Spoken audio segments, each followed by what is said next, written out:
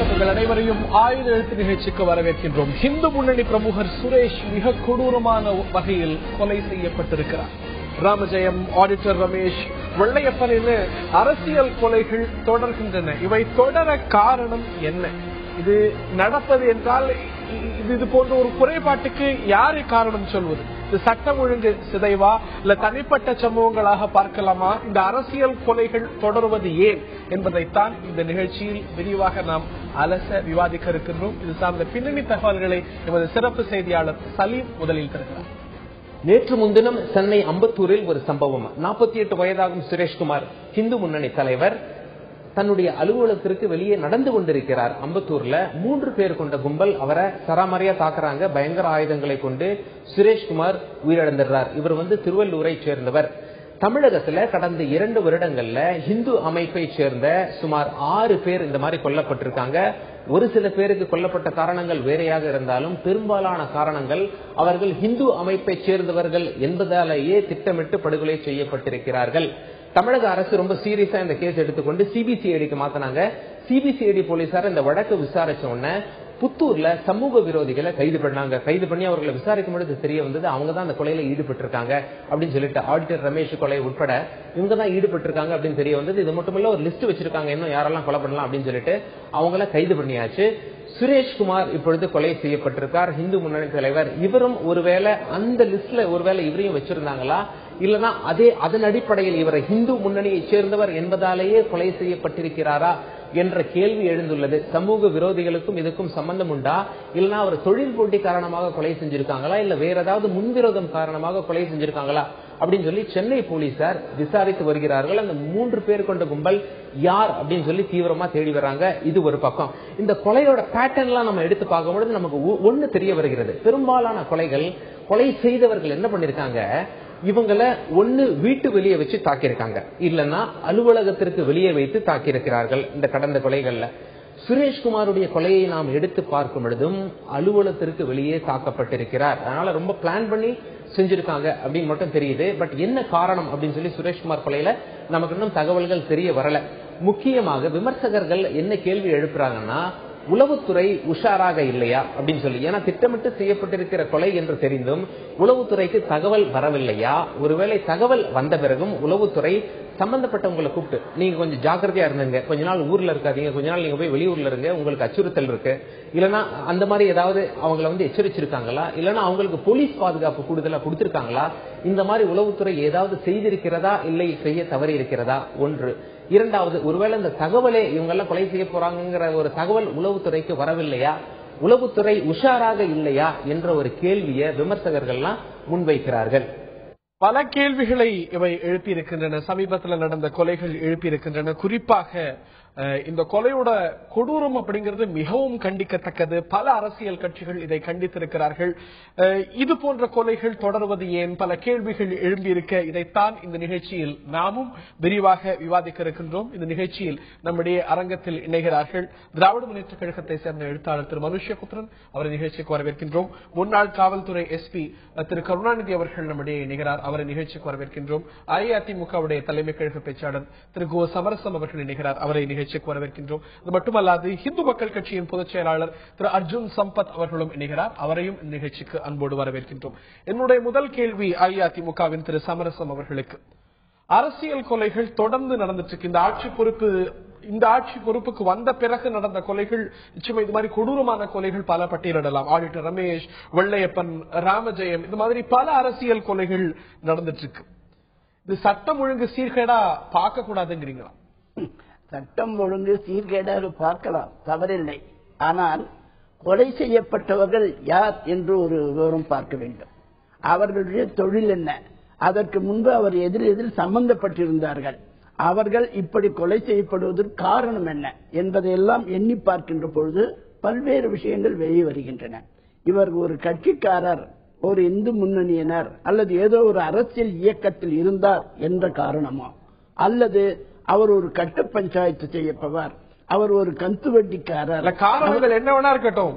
Victim மேலத்தை பார்த்து இன்னைக்கு இந்த ஒரு கொலைகள் அப்படிங்கறத அவ்வளவு சாதாரணமா பார்த்துட முடியுமா? இந்த காரணங்கள் 1000 இருக்கலாம், 1000 வகையில் ஆராயலாம். பட் ஆனா இந்த கொலைகள் தொடருது அப்படின்னா சட்டம் ஒழுங்கு சீர்கேடா ஏன் பார்க்க கூடாது? சட்டம் ஒழுங்கு சீர்கேடு என்றால் என்ன பொருள்? இது போன்ற கொலைகள், அதுவும் இன்னைக்கு இது நடந்திருக்கக்கூடிய நேரம், நடந்திருக்கக்கூடிய விதம், இது போன்ற கொலைகள் தொடர்ந்து நடக்குது அப்படிங்கும்போது இந்த கேள்வி பிரதானமா எழுது. இது ஒரு தனி மனிதனுடைய நிலைகள், ஒரு தனி மனிதனுடைய வாழ்க்கை அமைப்பு. அவன் பொதுமக்களோடு மற்றவர்களோடு எந்தெந்த வகையில் தொடர்பு வைத்திருக்கிறான், அவனுக்கும் மற்றவர்களுக்கு ஏன் இந்த பிரச்சனை வருகிறது, கொலை செய்யும் அளவிற்கு போகக்கூடிய வகையில் இவன் என்ன எந்த வகையில நியாயம், இதெல்லாம் ஆராயப்படணும், எந்த முடிவும் நமக்கு இல்ல. பட் ஆனாலும் கூட அதெல்லாம் ஆராயணும், அதனால இது நடந்திருக்கலாம் அப்படின்னு ஜஸ்டிஃபை செய்யறது ஒண்ணு இல்லையா? அது நீங்க வேற என்ன செய்ய முடியும்? இப்ப நீங்க உங்களை ஒருத்தர் கொலை செய்யணும்னா காரணம் இல்லாம செய்வாங்களா? இல்ல, அதை தடுக்க, அதாவது கொலை ஏன் செய்யப்படுறாரு இல்ல யார் செய்யறாங்கிறத தாண்டி தடுக்க வேண்டிய பொறுப்பு, இது போன்ற நிகழ்வுகள் நடக்காமல் பார்த்துக்க வேண்டிய பொறுப்பு காவல்துறை அமைப்புக்கு, இது போன்ற விஷயங்களை உளவு பார்க்க வேண்டியது உளவு அமைப்புகளுக்கு இந்த பொறுப்பு இல்லையா? ஸ்டேட் போலீஸ் மினிஸ்டருக்கு இந்த பொறுப்பு இல்லைங்கிறீங்களா? இருக்கிறது. அவர்களுக்கு வரக்கூடிய ஸ்பெசிபிக்கா கிடைக்கக்கூடிய செய்தியை முன்கூட்டியே கூட சொல்வார்கள். அவர்களுக்கே கூட உங்கள் மீது நல்ல செய்தி இல்லை, தவறான பல கருத்துக்கள் வந்து கொண்டிருக்கின்றன, உஷாராக இருங்கள், எச்சரிக்கையாக இருங்கள், இப்படி இருங்கள் என்று கூட பலரை சொல்லி இருக்கிறார்கள், உங்களுக்கு தெரியும். ஆகவே கொலை செய்யப்பட்டவர்கள் யார், அவர்களுடைய பின்னணி என்ன, யாருக்கும் இதெல்லாம் பின்னாடி வர ஜஸ்டிஃபை தி மர்டர் எனிவேஸ். நான் திரு கருணாநிதி அவர்கள்ட்ட கேட்கவும் என்று அவர் சொல்லக்கூடிய காரணம் ஏற்புடையதான் உங்களுக்கு படுதா? நீங்க ஒரு காவல்துறை அதிகாரி, இதை தாண்டி எழக்கூடிய கேள்வி, இந்த மாதிரியான அரசியல் படுகொலைகள் அப்படிங்கிறது இந்த ஆட்சி தமிழ்நாடு அப்படின்னு இல்லாம காலம் தொட்டு நடந்து வரக்கூடிய விஷயம். John F Kennedy, Abraham Lincoln, Mahatma Gandhi, Rajiv Gandhi, Indira Gandhi அப்படின்னு இந்த அரசியல் கொலைகள் தொடர்ந்து நடக்குது. அவர் கேட்பது போல அரசியல் கொலைகள் அப்படிங்கிறது தடுத்து நிறுத்தக்கூடியதா? தடுத்து நிறுத்தக்கூடியதுதான். தடுத்து நிறுத்தறதுக்கான ஏற்பாடுகள்லாம் செய்யறாரு. அதை விவரமா சொல்றாரு. பொதுவா ஒரு தனிப்பட்ட நபர், ஒரு தலைவராக பொறுப்புல இருக்கிறவங்க பேச்சுரிமை தனக்கு இருக்கிறது என்பதற்காக அடுத்தவர்கள் புண்படும்படியாக, அடுத்தவர்கள் ஆத்திரப்படும்படியான வார்த்தைகளை பொது இடங்கள்ல பேசி பல பேருடைய விரோதத்தை சம்பாதிச்சிடறாங்க. நம்ம காவல்துறை எச்சரிக்கிறோம், அதாவது அன்ப்ரோவோகேட்டிவ் வேர்டு யூஸ் பண்ணாதீங்க, பப்ளிக் மீட்டிங்ல இப்படி பேசாதீங்கன்னு சொல்றோம். அதையும் மீறி பேசுறாங்க. நாங்க ரிப்போர்ட் போட்டு ஷார்ட் அண்ட் ரிப்போர்ட்டர் கொடுத்து இந்த மாதிரி ஒரு அப்ஜெக்ஷன், இது போன்ற கொலைகள் சம்பந்தப்பட்டவங்க எல்லாமே ப்ரோவோகேட்டிவா பேசினதுனால கொலை செய்ய பேச அப்படின்னு சொல்லுங்க. நான் சொல்றது ஒன்னு சொல்றேன். அந்த மாதிரி நம்ம என்ன பண்றோம், ப்ரோவோகேட்டிவா பேசும்போது அவர்களுக்காக விரோதிகள் உருவாகிறார்கள். அப்ப நம்ம என்ன பண்றோம், எங்களுக்கு இந்த ரிப்போர்ட் கிடைக்குது, இவர் இந்த மாதிரி ப்ரோவோகேட்டிவா பேசியிருக்காரு, இவரோட லைஃபுக்கு த்ரெட் இருக்கு, ஒரு பர்டிகுலர் சமுதாயத்தை பேசினா அவர் இவர விரோதிகள் சம்பாதிச்சுக்கிறாரு அப்படின்னு சொல்லி அவங்களுக்கு பாதுகாப்பு கொடுக்கிறோம். இதை விட இன்னும் என்னன்னு கேட்டீங்கன்னா, சிலர் தலைவர்கள் பொதுல இருக்கிறவங்க, பக்கத்துல இருக்கிறவங்க அவருக்கு துதிப்பாடுறவங்களை கேட்டு ரொம்ப அதிகமா ஓவர் ரியாக்ட் பண்றாங்களே தவிர தன்னை பத்தி பின்னால பொதுமக்கள் மத்தியில என்ன இருக்கு, நாம் செய்யற விதங்கள், நம்முடைய செய்கின்ற செயல் மூலமாக எத்தனை விரோதிகளை நம்முடைய ஏரியாவில் சம்பாதிச்சிருக்கணும் பாக்குறதே கிடையாது. நிறைய விஷயங்கள் அந்த மாதிரி பண்ணும்போது இவர்களுக்கு தெரியாமலே, இவர்களை சுற்றி துதிப்பாடி கொண்டிருக்கிற கூட்டத்துக்கு தெரியாமலே எதிரிகள் உருவாகி கொண்டிருக்கிறார்கள். அதையும் நம்ம சொல்றோம், அந்த மாதிரி இருக்குது, உங்க லைஃப் இருக்கு. பட் அதை பத்தியே உணர்றதில்லை. They are overreacting. ஒரு அளவுக்கு தான் ஆக்ட் பண்ண தவிர ரியாக்ட் பண்றாங்க. இதெல்லாம் நான் சொல்றதுனால அவர்கள் கொலை செய்தவர்கள், தப்பு செய்தவர்கள் செய்த செய்கையை நான் ஜஸ்டிஃபை பண்ணல. நான் என்ன சொல்றேன், தடுக்க வேண்டிய விஷயம் தடுத்துக் கொள்வதற்கான வாய்ப்பு அவர்கள் இருந்தும் தடுத்துக் கொள்ள தவறிவிட்டார்கள். தங்களுடைய செய்கை அதுக்கு ஒரு காரணமாக அமைந்து விட்டது. ஒண்ணு. ரெண்டாவது, இந்த சகிப்புத்தன்மை, டாலரன்ஸ் லெவல், இந்த மாதிரி தலைவர் இதே மாதிரி அது அடுத்த லெவல்ல இருக்கவங்க யாரை பத்தி இவங்க ப்ரோவோகேட் பண்ணி பேசினாங்களோ உடனே அவர்கள் கொலைதான் ஆயுதம் என்று இல்ல, அதுக்கு நடவடிக்கை காவல்துறையில கொடுக்கலாம், நடவடிக்கை எடுக்கலாம், கோர்ட்ல ரெஃபர்மேஷன் ஷூட் போடலாம், எவ்வளவு வேலைகள் இருக்கு. ஆனா அதை விட்டுட்டு ஆயுதத்தை எடுத்துக்கொண்டு கொலை செய்கிறார்கள் என்றால் அவர்களும் தீவிரவாத மாதிரி ஒரு பல தவறான வழிக்கு போறாங்க. அவர்களும் ஓவர் ரியாக்ட் பண்றாங்க. இரண்டு பேருமே ஓவர் ரியாக்ட் பண்றதுதான் இந்த மாதிரி மரணத்துக்கு காரணம். இந்த வாதங்கள் ஏற்புடையதா இருக்கா உங்களுக்கு திரு அர்ஜுன் சம்பத்? ஐயா வணக்கம். இப்ப இதுக்கு முன்னாடி பேசின ஐயா சமரசம் ஐயா அவர்கள் சொன்னாங்க, இந்த அரசியல் கொலை, சட்டம் ஒழுங்கு இதோடு தொடர்பு படுத்தி இந்த விஷயங்கள் அவர் சார்பாக கருத்துக்கள் முன்வைக்கப்பட்டது. உண்மையில தமிழகத்திலே ஜிகாத் இயக்கங்கள் வலிமை பெற்று வருகின்றன. அதாவது 1982 முதல் தொடர்ந்து இத்தகைய படுகொலை சம்பவங்கள் நடைபெற்று வருகின்றன. இந்து இயக்க தலைவர்களை குறிவைத்து இவர்களை 10 நாளில் நாங்கள் கொல்ல போகிறோம் என பத்வா அறிவித்து, நாம் ஒன்றும் ஈரானிலோ ஈராக்கிலோ அல்ல, ஈரான்ல தான் ஒரு காலத்துல கொமேனி அறிவிச்சார் பத்வா, இவளை நான் கொல்ல போறேன், இவன் தலைக்கு இவ்வளவு வேலைன்னு சொல்லி சொன்னாரு. அது போன்ற காஷ்மீரத்திலே கூட இல்லாத அளவிற்கு இங்கே ஜிகாத் இயக்கங்கள் கொஞ்சம் கொஞ்சமாக வலிமை பெற துவங்கி இந்த சம்பவத்துக்கும் ஜிகாதுக்கும் தொடர்பு இருக்குங்கிறீங்களா? You are jumping to conclusions. விசாரணையில் தெரிய வேண்டிய நிச்சயமாக இந்த சம்பவம் ஜிகாத்தோடு தொடர்புடைய கொலைதான். இது அல்லுமா பாணி கொலைதான். தொடர்ந்து நடைபெற்று வருகின்ற இந்த கொலை நீங்க கடந்த 2 ஆண்டுகளாக இல்ல, பிகினிங்ல இருந்தே, ஆரம்பத்திலிருந்தே நீங்க பார்க்கலாம். குறிப்பாக இந்த 2 ஆண்டு, இப்ப நாம இது சம்பந்தமா இப்ப பேசிட்டு இருக்கோம். இந்த 2 ஆண்டுல நாகப்பட்டினத்திலே புகழேந்தி, அதே போல பரமக்குடியிலே முருகன், எம்.ஆர். காந்தி அவர்கள் மீது கொடும் தாக்குதல், சென்னையிலே எங்கள் அன்பு தலைவர் வேதாந்தம் அவர்கள் மீது தாக்குதல், இப்படி தொடர்ந்து எங்களுடைய மாவட்ட தலைவர் திண்டுக்கல் தர்மா அவர்கள் மீது தாக்குதல், இப்படி தொடர்ந்து ஆடிட்டர் ரமேஷ் படுகொலை, வெள்ளையப்பன் படுகொலை, இவர்களெல்லாம் என்ன பாவம் செய்தார்கள்? எங்க புரோவோகேட்டிவ் பேசினாங்க? இவையெல்லாம் விசாரிக்கப்பட வேண்டிய முன்முடிவுக்கு நேற்று நடந்த விஷயங்களுக்கு இதுதான் காரணம். ஒரு முன்முடிவுக்கு காவல் அமைப்புகள் விசாரிக்கிறதுக்கு முன்னாடியே நீங்க ஒரு முன்முடிவோடு அணுகுவது சரியா இருக்கும். முன்முடிவோட அணுகல, தொடர்ந்து நாங்கள் இதிலே பாதிக்கப்பட்டிருக்கிறோம், பல உயிர்களை பலி கொடுத்திருக்கிறோம், எங்கள் ஊரிலே குண்டுகள் வெடித்து பல பேர் பலியாகி இருக்கிறார்கள். இந்த விஷயத்தை ஒரு ஜிகாத் விஷயமாக அணுகாமல் இது அரசியலாக அணுகுகின்ற காரணத்தினாலும் இந்த விஷயத்திலே குற்றவாளிகள் கண்டறியப்பட்டு தண்டிக்கப்படுகிற பொழுது அல்லது தண்டிக்கு பின்னர் அவங்க வெளியே வருகிற பொழுது அவர்கள் சிறுபான்மையினர், அவர்களுக்கு சலுகை கொடுக்க வேண்டும், அவர்கள் மேலும் பாதுகாக்கப்பட வேண்டும். உதாரணத்துக்கு சொல்றேன், எங்க ஊர்ல குண்டு வச்சு தண்டனை பெற்று வெளியே வருகிறவர்களுக்கு அரசாங்கம் வங்கி கடன் வசதி செய்து கொடுக்கிறது. அது மட்டுமல்ல, சிறுபான்மை ஆணையம் என்கிற பெயரில் அவர்களுக்கு உதவி செய்கிறது. சாதாரண முஸ்லீம் என்ன நினைப்பான்? நம்மளும் போய் 2 குண்டு வச்சுட்டு வந்தா நம்மளுக்கும் பென்ஷன் கிடைக்கும் நினைப்பான். இப்படி ஊக்குவிக்கின்ற காரணத்தினால் இஸ்லாமிய ஆதரவு என்பது வேறு, ஜிகாத் அமைப்புகளை ஆதரித்து வளர்த்துவது என்பது வேறு. இதை இரண்டையும் ஒன்றோடு குழப்பிக் கொள்கிறார்கள். சென்னையிலே மிக கொடூரமான அனுபவம். எங்கேயோ யாரோ ஒருத்தர் ஒரு படம் எடுத்தாங்க, அந்த படத்துக்காக அங்க மிகப்பெரிய மறியல் நடந்தது. அது மட்டுமல்ல, இந்த சம்பவம் இந்த காரணத்தினால் செய்யப்பட்டிருக்கிற ஒரு முடிவுக்கு இப்பொழுதே வந்துட முடியுமாங்கிற ஒரு கேள்வி பிரதானமாக எழுகிறது. அதே பாணி கொலை, எந்த பாணி அப்படிங்கறதெல்லாம் விசாரிச்சு செய்ய வேண்டிய அமைப்பு காவல்துறைக்கு பொறுப்பு காவல்துறைக்கு இருக்கு. நம்ம இந்த முன்முடிவுக்கு இன்னைக்கு கொண்டு வர முடியுமா? காவல்துறைக்கு பொறுப்பு இருக்கிறது. காவல்துறையினுடைய கைகள் கட்டப்படுகிறது அரசியல்வாதிகளால். இவங்க சிறுபான்மையினர், இவங்க மேல நடவடிக்கை எடுத்தா கூட்டம் சேர்த்துருவாங்க. காவல்துறை அதிகாரிகளை மிரட்டுகிறார்கள். காவல்துறை அதிகாரி மட்டுமல்ல, நீதித்துறை, நீதிமன்றத்துக்கு வெடிகுண்டு வைப்போம் என்று மிரட்டுகிறார்கள்.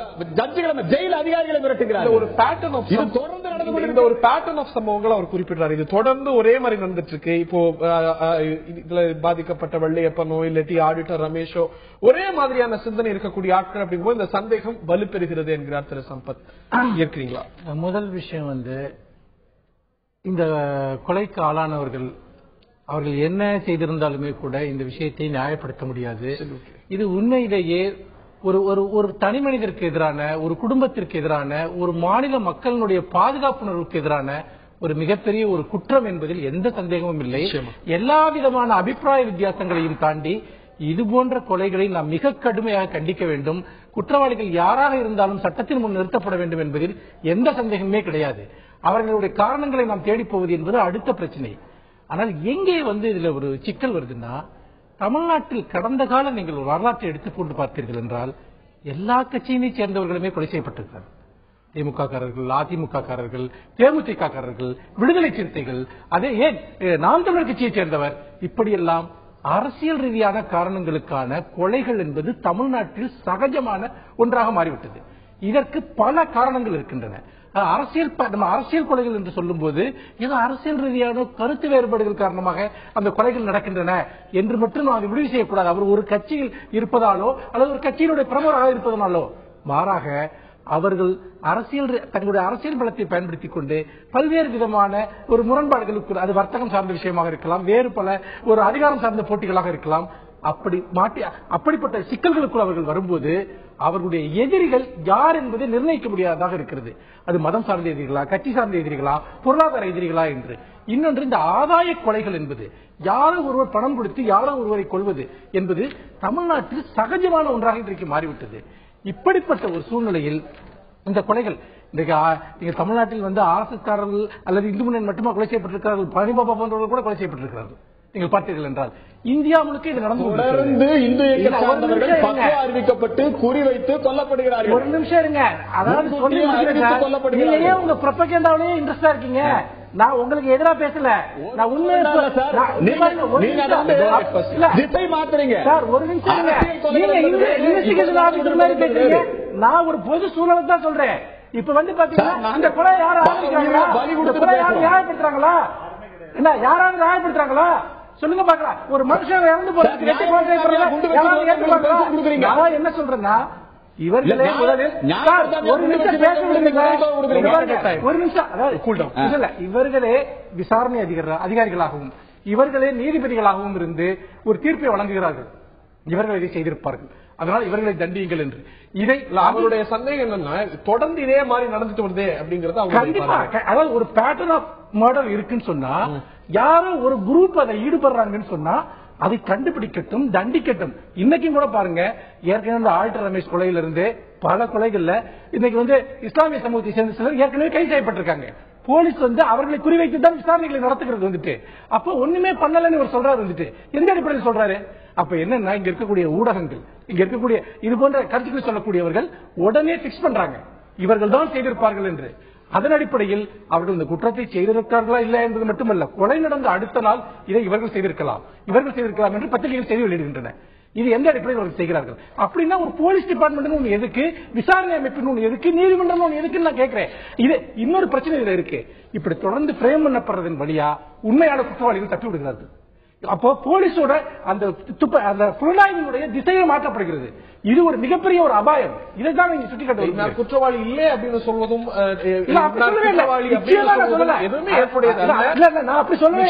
என்னன்னா, ஏன் நீங்க எப்பவுமே டார்கெட்டை ஒரு குறிப்பிட்ட சிங்கிள் போக்கஸ்ல பிக்ஸ் பண்றீங்க?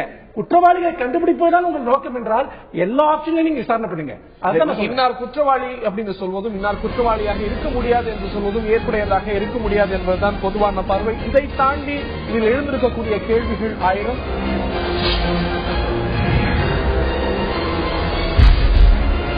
இந்து முன்னணி பிரமுகர் சுரேஷ் மிக கொடூரமான வகையில் சென்னை கருகாமையில் அம்பத்தூரில் கொலை செய்யப்பட்டிருக்கிறது. பெரிய அதிர்ச்சியை ஏற்படுத்தி இருக்கிறது. இது போன்ற அரசியல் கொலைகள் தொடர்வது ஏன்? இதை தடுத்து நிறுத்த தவறியது யார்? இதற்கான தீர்வு என்ன? இது போன்ற சம்பவங்கள் நடக்காமல் இருக்க தீர்வு என்ன? எடுக்கப்பட வேண்டிய கடுமையான நடவடிக்கைகள் என்ன? இவற்றையெல்லாம் இந்த நிகழ்ச்சியில் விரிவாக நாம் பார்த்து வருகின்றோம். அஇஅதிமுகவின் திரு சமரசம் அவர்கள்ட்ட நான் கேட்க விரும்புகின்றேன். சீரான சட்டம் ஒழுங்குதான் அதிமுகவுடைய ஒரு யூஎஸ்பி, தனித்தன்மை அப்படின்னு சொல்லப்படுகிறது. இந்த நிலையில இந்த ஆட்சி வந்த பிறகு ஏறத்தாழ 5000 கொலைகள் நடந்திருக்கிறது அப்படிங்கிறது பெருமைப்படக்கூடிய எண்ணிக்கை. அதாவது இந்திய துணைக்கண்டத்திலேயே இந்து, முஸ்லிம், கிறிஸ்து என்று எல்லோருக்கும் சம வாழ்வு கொடுத்து அவர்கள் ஆண்டவனை தரிசிப்பதாக இருந்தாலும் சரி, அன்னதானம் செய்வதாக இருந்தாலும் சரி, கல்வியல் முன்னேற்றமானாலும் சரி, வாழ்க்கை பிரச்சனையானாலும் சரி, சம நிலையில் ஒரு நீதி வழங்கக்கூடியவர்கள் நடந்து கொள்ளக்கூடிய ஒரே அரசு இந்திய துணைக்கண்டத்தில். இன்னொன்று, காவல்துறை கைகள் கட்டப்படவில்லை. இதுபோன்ற ஒரு நிகழ்ச்சியில் காவல்துறை சென்று உயிருக்கு போராடி ஆகவே இது ஏதோ திட்டமிட்டு செய்வதற்கு ஒரு சிலர் இப்பொழுது வளர்ந்து கொண்டு வருகிறார்கள் என்பது எண்ணிக்கைக்கு பதில் சொல்லுங்க. சட்டம் ஒழுங்கு ஒரு யூஎஸ்பி சொல்ல, கொலைகள் அதிகரிக்குது இல்ல, 5000 கொலைகள் இந்த ஆட்சி வந்த பிறகு நடந்திருக்குமே. இது பெருமைப்படுறதுக்கு இதுல என்ன இருக்கு? காவல்துறை கைகள் கட்டப்படலைங்கிறீங்க, பல விஷயங்கள் சொல்றீங்க. அதனுடைய வெளிப்பாடு அது குறைஞ்சிருக்கணும், இந்த அளவுக்கு பதிவாயிருக்க கூடாது இல்லையா? பதிவானது இப்ப அது நான் இது குற்றம் சொல்லவில்லை. அப்படி இருப்பது இப்பொழுது நாங்கள் அதற்கு வேண்டிய எல்லா பூர்வீக நடவடிக்கையும் எடுத்திருக்கிறோம். நிச்சயமாக இதை பரிசீலித்து இதை எப்படி ஒடுக்குவது என்பதை நிச்சயமாக ஒடுக்கி தருவோம். நிச்சயமாக இது குறைக்கப்பட வேண்டிய விஷயம். இவ்வளவு பதிவாக இது நிச்சயமாக இருக்காது. இது எப்படி ஒடுக்க வேண்டும் என்பதை ஒழித்து தீர்வோம். நிச்சயமாக இது மற்ற மாநிலங்கள் போருக்கு தமிழகத்திற்கு ஒரு தனித்தன்மை உண்டு. இந்திய துணைக்கண்டத்தில் அம்மாவின் ஆட்சிக்கு ஒரு தனி பெருமை உண்டு. அதை நிலைநாட்டுவோம். இது எந்த வகையில் வந்திருந்தாலும், யாரால் வந்திருந்தாலும், எப்படி வந்திருந்தாலும் அதை ஒழித்து கட்டுவோம். எண்ணிக்கை நிச்சயமாக வருத்தம் அளிக்கிறது. நீங்க இந்தியாவிலே குறைவு என்று சொன்னாலும் கூட இந்த எண்ணிக்கை நிச்சயமா சந்தோஷப்படக்கூடிய எண்ணிக்கை அல்ல. கொலைகளுடைய எண்ணிக்கை மற்ற மாநிலங்களை நினைத்து பார்த்து அது குறைவு. அதுவே நாங்கள் மற்றதை இதில் நினைத்து தெரியல. அந்த அடிப்படையிலே நான் சொல்லவில்லை. சரியோ தவறோ யாரால் எப்படி வந்திருந்தாலும் இதற்கு ஒரு முற்றுப்புள்ளி வைக்க. நான் திரு கருணாநிதி அவர்கள்ட்ட நான் கேட்கிறேன். இந்த ஒரு கொலையை பார்க்கும்பொழுது இதுல அதிர்ச்சி அளிக்கக்கூடிய விஷயம். இது நடந்த இடம், நடந்த நேரம், நடந்த விதம். அகால நேரத்துல ஏதோ ஒரு 12 மணி இல்ல 1 மணி இல்ல 4 மணி அதிகாலையில நடக்கல. ஊர் சாயத்துக்கு முன்னாடி, ஊர் அடங்குறதுக்கு முன்னாடியே நடந்திருக்கக்கூடிய ஒரு விஷயம். பஸ் ஸ்டாண்டுக்கு பக்கத்துல நடந்திருக்கு. அதுவும் நடந்திருக்கக்கூடிய ஒரு கொடூரம் அப்படின்னு பார்க்கும்போது எப்படி இது போன்ற செயல்களை செய்யறதுக்கு கட்ஸ் வருது? ஒரு கட்ஸ் இது மாதிரியான விஷயம் செய்யப்படுமே ஆனால் இது போலீஸ் மெஷினரியுடைய ஃபெயிலியர் அப்படின்னு சொல்லாம வேற என்ன சொல்ல? இப்படி சொல்ல முடியாது. போலீஸ் மெஷினரின்னு ஒன்றும் தனியா கிடையாது. போலீஸ் மெஷினரியுடைய இயக்கமே பொதுமக்களை சார்ந்துதான் இருக்கிறது. பொதுமக்கள் எந்த அளவுக்கு ஒத்துழைக்கிறார்களோ அந்த அளவுக்கு தான் போலீஸ் மெஷினரியுடைய ஜாபு சக்சஸ் ஆகும். இப்ப பொது இடத்துல ஒருத்தர் கத்தியை காட்டி ஒருத்தர் மிரட்டுறான்னா அந்த கத்தியை தடுத்து நிக்கிறதுக்கு யாராலையும் முடியாதான்? எல்லா மனிதராலையும் முடியும். போலீஸ்கிட்ட மட்டும் தனியா ஒண்ணும் இல்ல, சட்டம் தான் இருக்கிறது. குற்றம் செய்தவர்களை தண்டிப்பதற்கு இருக்கிறதே தவிர அவர்களுக்கு எல்லா இடத்துலயும் ஒரு அச்ச உணர்வு இல்லாம இருக்கிறதுக்கான காரணம் இது செய்யலாம் அப்படிங்கிற ஒரு அச்ச உணர்வு இல்லாம இருக்கிறதுக்கான காரணம். நீங்க கேட்கிற கேள்விக்கு அதே தான் நான் கேட்கிறேன். ஒரு காவல்துறை மேல அச்சம் வரணும்னா என்ன செய்யணும்? அவர்கள் ரொம்ப கடுமையாக இருக்க நீங்கள் அனுமதிக்கவில்லை, பொதுமக்களே அனுமதிப்பதில்லை. நீங்க எப்ப இப்ப ஒரு குற்றவாளியை கொலையை குறைக்க நீங்க ஒரு கேள்வி கேட்டோம்னா பதில் பேச விட்டுட்டு அடுத்தாப்புல கேட்டீங்கன்னா நல்லா இருக்கும். நான் ஒரு பதில் பேசிட்டு நீங்க பேசிட்டு ஒரு குற்றவாளியை பிடிக்கிறோம். நான் சொல்றேன், ஒரு குற்றம் செய்தவனை பிடிக்கிறோம், பிடிங்கிறாங்க, பிடிச்சு அவனை தூக்குல தொங்க விடுங்க. அதான் ரேப் கேஸ்ல பண்ணவனா அவனை ரேப்ல தூக்குல தொங்க விடுங்கிறாங்க. அதே குற்றவாளியை பிடிச்சிட்டு போகும்போது தப்பிச்சு போனாங்க, என்கவுண்டர் பண்ணிட்டாங்கன்னா உங்க சட்டத்தை கையில எடுத்துட்டு நீங்க என்கவுண்டர் பண்ணிட்டீங்க, அந்த காவல்துறை இருங்க நீங்க பேச நான் பேசுறேன். அந்த மாதிரி வேலையை தவிர நீங்க என்கவுண்டர் பண்றது உங்க வேலையா? நான் கேட்டது பத்தி நீங்க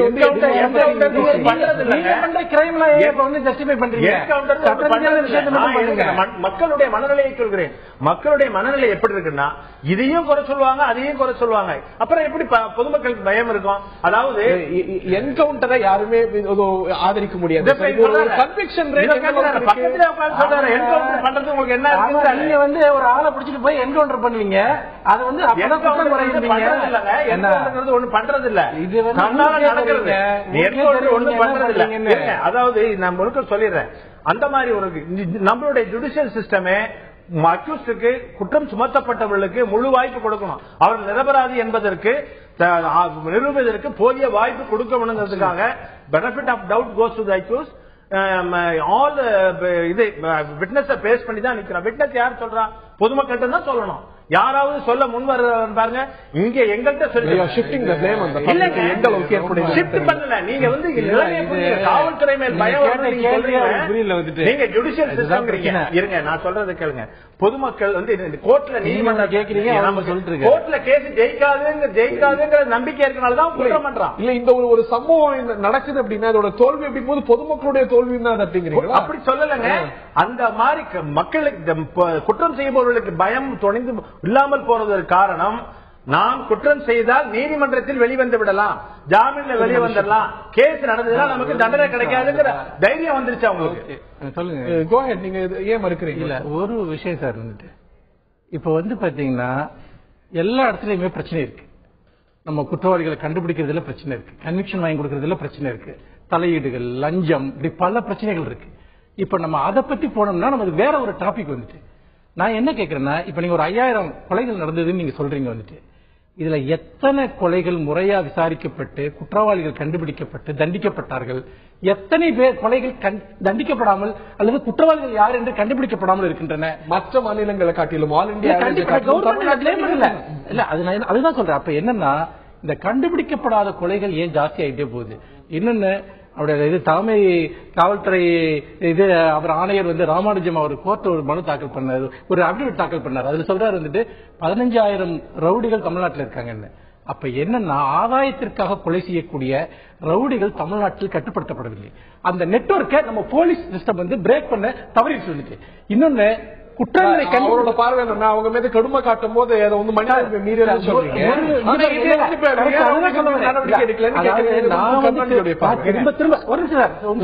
நான் திரும்ப திரும்ப சொல்றது என்னன்னா, குற்றவாளிகளை கண்டுபிடிங்க, கண்டுபிடித்து சட்டப்படி அவர்களுக்கு என்ன தண்டனை இருக்கிறதோ அந்த தண்டனையை கொடுங்கள். இதைத்தான் நாம் கேட்கிறோம். இந்த சிஸ்டம் ஒர்க் ஆச்சுன்னு சொன்னா உண்மையிலேயே குற்றங்கள் குறையும். ஆனா இவர்கள் என்ன பண்றாங்கன்னா, ஒருத்தனை பிடிப்போம், பிடிச்சிட்டு அவனை கொண்டு போய் எங்கேயாவது ஊருக்கு வருமா வச்சு நாங்க சுட்டுக் கொள்வோம். அப்பதான் குற்றம் குறையும். இதை நீங்க கேட்க கூடாது. இதுக்கு குற்றத்திற்கு என்ன சம்பந்தம்? இன்னும் நியாயப்படுத்தலையா? அவர் திரும்ப திரும்ப சொல்றாரு, இதைத்தான் சொல்றாரு. மாறாக நான் என்ன சொல்றேன்னா, போலீஸ் துறையில, காவல்துறையில நிறைய பிரச்சனைகள் இருக்கு. குற்றங்களை கண்டுபிடிப்பது நம்ம காவல்துறை தேர்ந்தெடுத்தல, நம்ம காவல்துறை எஃபெக்டிவா இல்ல. அதை நீங்க முதல்ல ஒத்துக்கணும். குற்றங்களை கண்டுபிடிப்பது ஒரு எண்ணிக்கை 5000 எண்ணிக்கை நீங்க சொல்றீங்க. திருப்பி உங்கள்கிட்ட கேட்கிறேன், திமுக ஆட்சி ரொம்ப குறைவா? எல்லா உங்க ஆட்சி காலத்துல தவறா இருந்தது. அப்ப போலீஸ் செயல்படல. முதலமைச்சர் திமுக வச்சிட்டு இருந்த முதலமைச்சர் காரணம். இப்ப நான் எந்த விதத்திலுமே தமிழ்நாடு அரசாங்கம் இதை செய்யல அப்படின்னு நான் பேசல. காவல்துறை ஏன் குற்றங்களை கண்டுபிடிப்பதில் பலவீனமாக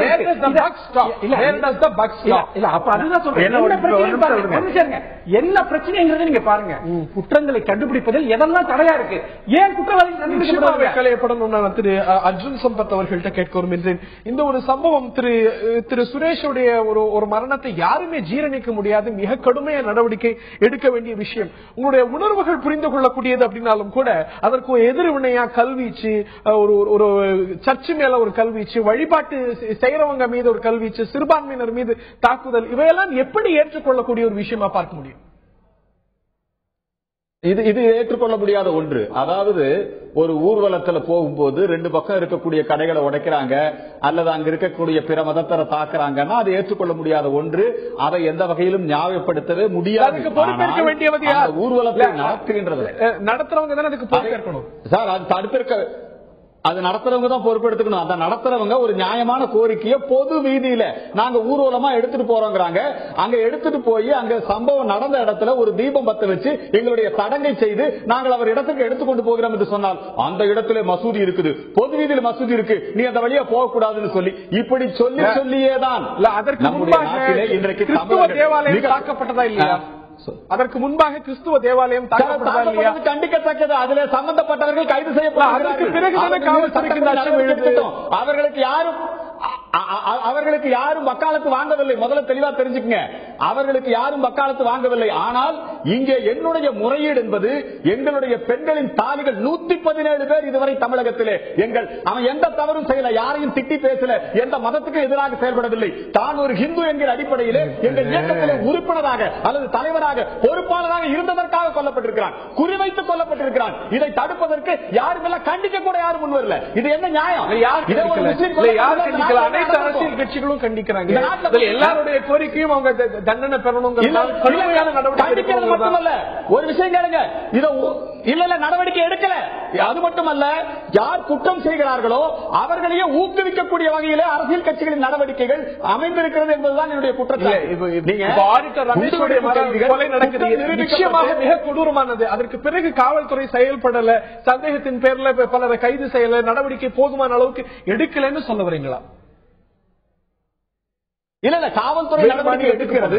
ஆனால் அரசாங்கம் இதை சிறுபான்மை ஆதரவு என்கிற கண்ணோட்டத்தோடு அணுகிறது. சார், இது மற்ற அரசியல் கொலை என்பது வேறு, இந்த ஜிகாதிகள் செய்யக்கூடிய நடவடிக்கை என்பது வேறு. தமிழ்நாட்டில் ஜிகாதிகள் பெருகிக் கொண்டிருக்கிறார்கள், தமிழர்கள் கொல்லப்படுகிறார்கள். இதுதான் என்னுடைய குற்றச்சாட்டு. மற்றவங்க எல்லாம் இதை முஸ்லீம் மதத்தோட, முஸ்லீம்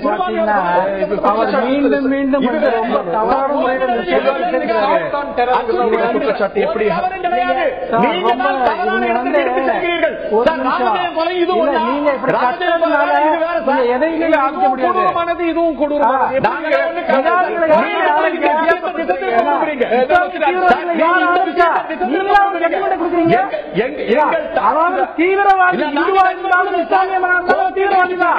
நீங்க பாட்டுக்கு பேசிட்டே போறீங்க.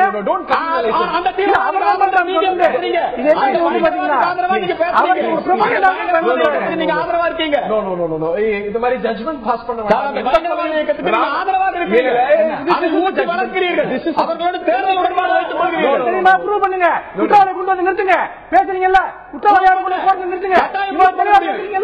பல வழக்குகளிலே அவர் கொண்டு வந்து அவர் கூட்டு சொல்லுங்க. 168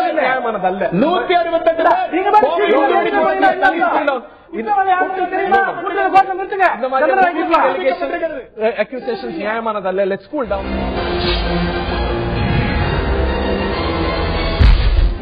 இந்து முன்னணி பிரமுகர் சுரேஷுடைய கொலை அதிர்ச்சியை தமிழ்நாட்டில் ஏற்படுத்தியிருக்கிறது. இது போன்ற அரசியல் கொலைகள் தொடர காரணம் என்ன? இது சட்டம் ஒழுங்கு பிரச்சனையா? அது எப்படி அணுகப்பட வேண்டும்?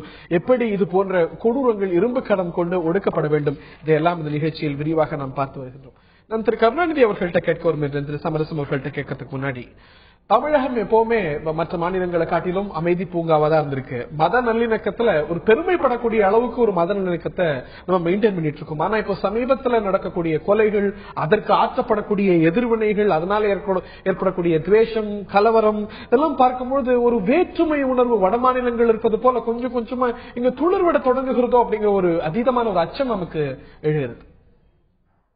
இன்க்ரீசிங் பாப்புலேஷன்ல இருக்கிற பிரச்சனைகள்ல இது வர்றதுக்கு நீங்க நினைக்கிற பயம் வர்றதுக்கு வாய்ப்பு இருக்கிறது. இன்னொரு விஷயம், இப்ப இவங்க 2 பேரும் பேசுனதுல நான் ஒண்ணு சொல்ல விரும்புறேன்.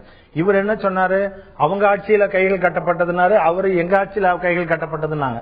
நான் 2 ஆட்சியிலையும் வேலை பார்த்தவன், அதனால நான் சொல்றேன், எந்த ஆட்சியிலையும் என்னுடைய கைகள் கட்டப்படவில்லை, என்னை போன்ற அதிகாரிகள் யாருடைய கையும் கட்டப்படவில்லை. ஏன்னா ஆட்சியாளர்களுக்கு தெரியும், அவர்களை எதிர்கட்சி தாக்குற பயன்படுத்துகிற ஒரே ஆயுதம் சட்டம் ஒழுங்கு தான். கட்டப்படலைங்கிறீங்க. இவ்வளவு கொலைகள் பதிவாகுது அப்படிங்கும்போது ஆட்சி காரணம் இல்ல, போலீஸுடைய ஃபெயிலியர் காரணமோ, not the political executive but the police machinery சொல்லி. அதாவது எத்தனை கொலைகள் தடுக்கப்பட்டிருக்கிறது வெளியே தெரியாது, எத்தனை கொலைகள் மீறி நடந்ததுங்கிறதா வெளியே வருது. காவல் அமைப்பு 99% சமயத்துல வெற்றி பெறுவது பெரிய பெருமிதம் அல்ல, 1% தோற்க கூடாது. அதுதான் உலக நீதி.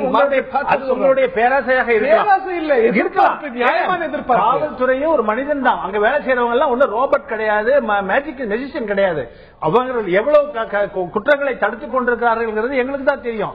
சட்ட நடவடிக்கை எடுக்கும் போது எங்கேயோ ஒரு மூலையில எங்கோ நடந்து அதை கேள்வி எழுவது நியாயம். அதை நீங்க புரிஞ்சுக்கணும், இந்த நியாயத்தை புரிஞ்சுக்கணும். இந்த கேள்விக்கு பின்னால் இருக்கக்கூடிய நியாயத்தை நீங்க கேட்கிறீங்க. இது நீங்க கேட்கின்ற நியாயமான கேள்விக்கு தான் நான் பதில் சொல்லிக் கொண்டிருக்கிறேன். காவல்துறை செயலற்று போய்விட்டது போல நீங்கள் பேசுகிறீர்கள். நான் சொல்லுவது, ஏன் நீங்க தவறு நடந்திருக்கு, தவறுகள் எங்காவது ஒரு தவறுகளை வழி தவறி நடக்கலாம். அதுக்கு காவல்துறை நீங்க பொறுப்பு சொல்லாதீங்க. அப்படி இருந்துச்சுன்னா அந்த பகுதியில் இருந்த காவல்துறை அதிகாரி தவறு செய்திருக்கலாம். நிறுத்தப்பட்டதுக்கு பெருமை எடுத்துக்கிறீங்க, காவல்துறையால் நிறுத்தப்பட்டது அப்படின்னு. இங்க தடுத்து நிறுத்தப்படலன்னா அதுக்கு பொறுப்பேற்க வேண்டியது நீங்க. பொறுப்பேற்பட்டவர் அந்த பகுதியில் எந்த மாதிரி சூழ்நிலை இந்த மர்டர் நடந்துச்சு, அந்த தகவலை அந்த காவல்துறை அதிகாரி கிடைத்ததா, அவர் குறிப்பிட்ட நடவடிக்கை எடுக்க தவறிவிட்டாரா என்பதை எல்லாம் அலசி ஆராய்ந்து இருந்தால் அந்த பகுதியில் உள்ள காவல்துறை அதிகாரி தான் தவறு செய்திருப்பார். அதுதான் கண்டுபிடிக்குமே தவிர உடனே ஒட்டுமொத்தமா இந்த அதுக்காக நீங்க வந்தீங்கன்னா 99 பேர் நல்லா வேலை செஞ்சுட்டு இருக்கவனை விட்டுட்டு ஒருத்தன் தவறிட்டாங்கிறதுக்காக என்டையர் டிபார்ட்மெண்ட் நீங்க குறை சொல்ற மாதிரி அதுவல்ல நோக்கம். ஏன் இது நடக்குதுன்னு கேட்கும்போது ஏன் பர்சனலா காவல்துறையை பிளேம் பண்றதா நினைக்கிறீங்க? நீங்க எல்லாத்தையும் ஒட்டுமொத்தமாக காவல்துறைன்னு பேசும்போது நான் பதில் சொல்றேன். நீங்க ஒட்டுமொத்த காவல்துறை நடந்திருக்குமே, அதுக்கு பொறுப்பேற்க வேண்டியது அந்த இடத்துல இருக்கக்கூடிய காவல் அதிகாரிங்க போது is a part of the police. Police அப்படிங்கும்போது பொதுவாக தான் கேட்க முடியும். நீங்க அப்படி இல்லையா, நீங்க காவல்துறை கடமையிலிருந்து தவறி கேட்கப்பட்டதா? காவல்துறைன்னு கேக்குறீங்க, அவர் காவல்துறையை சேர்ந்தவர் தானே. அந்த பகுதியில் இதை கூட யார் ஆட்சியில் இருந்தாலும் ஒருளுக்கு ஒரு பக்கம் இடி, மத்திய 2 பக்கம் எடி, போலீஸ்க்கு 3 பக்கம் எடி. அது வாங்கித்தான் தேரணும். அந்த பதவி எப்படி அது இருக்கட்டும். இன்னொன்னு ஒண்ணு சொன்னார், ஏதோ கைகள் கட்டப்பட்டன. நாங்க போலீஸ் கைகள் கட்டப்பட்டது என்று யார் மீது எப்பொழுதும் குற்றச்சாட்டவில்லை. அவராக இந்த பதில் சொல்வதற்கு ஒரு கேள்வி உருவாக்கி பதில் சொல்லி இருக்கிறார். 2. 3வது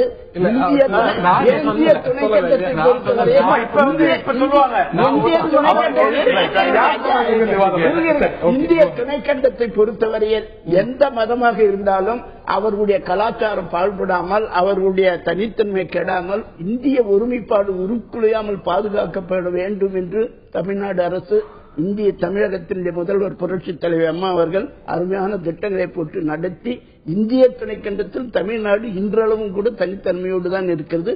குற்றங்கள் குறைந்தே இருக்கிறது. ஆனாலும் அதுவும் நோய் நாடி நோய் முதல் நாடி அது தணிக்கும்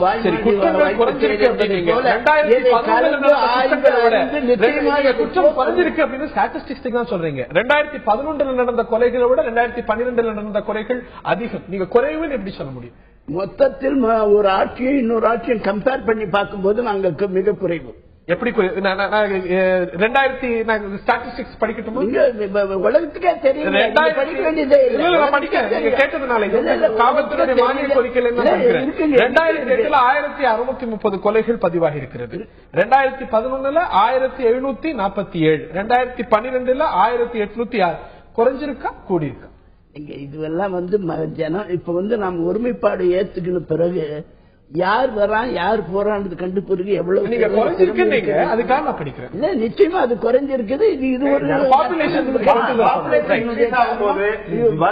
கன்வெயன்ஸ் வசதிகள் மற்ற வசதிகள் இருக்கும்போது எப்படி மற்ற எல்லாத்துக்குமே எக்ஸ்கியூஸ் இல்லைன்னா அப்புறம் எதுதான் எக்ஸ்கியூஸ்? அதுக்காக ஒரு ஜஸ்டிஃபை பண்ண முடியுமா?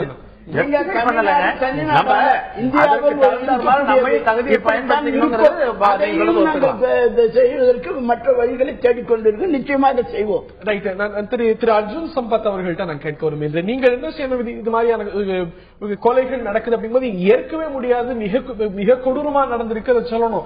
இன்னார் செஞ்சிருக்காங்க, இந்த மதம், இந்த காரணம் அப்படின்னு சொல்லிட்டு நீங்க ஒரு போக்கஸ் வைக்கும்போது கொலை செய்திருப்பவன் கொலைகாரன், மிக கொடூரன், அவனை நடவடிக்கை எடுக்கணும்னு சொல்லணுமா? இந்த பேட்டர்ன், இந்த நோக்கம் அப்படின்னு அதை செய்ய வேண்டிய பொறுப்பும் கடமையும் காவல்துறைக்கு இருக்கு. அதை விட்டுட்டு இந்த காரணம் அப்படின்னு அனலைஸ் பண்ண போகக்கூடிய பொறுப்பை நீங்க எடுத்துக்கணுமா? சார், நான் அனலைஸ் பண்ணதெல்லாம் வரல. தொடர்ந்து தமிழகத்திலே இந்து இயக்க தலைவர்கள் கொலை செய்யப்படுகிறார்கள், அவர்கள் குறிவைத்து தாக்கப்படுகிறார்கள். இது திமுக ஆட்சி, அதிமுக ஆட்சி, எல்லா ஆட்சியிலும் இது நடந்துகிட்டு தான் இருக்கு. 5000 கொலைகள் 3 வருஷம் நடந்திருக்குன்னா 5000 பேரும் இந்து இயக்கங்களை சேர்ந்தவங்க, சாதாரண சாமானியர்களும் இருக்காங்க. 5000 பேர் இந்து இயக்க சேர்ந்தவங்க அல்ல.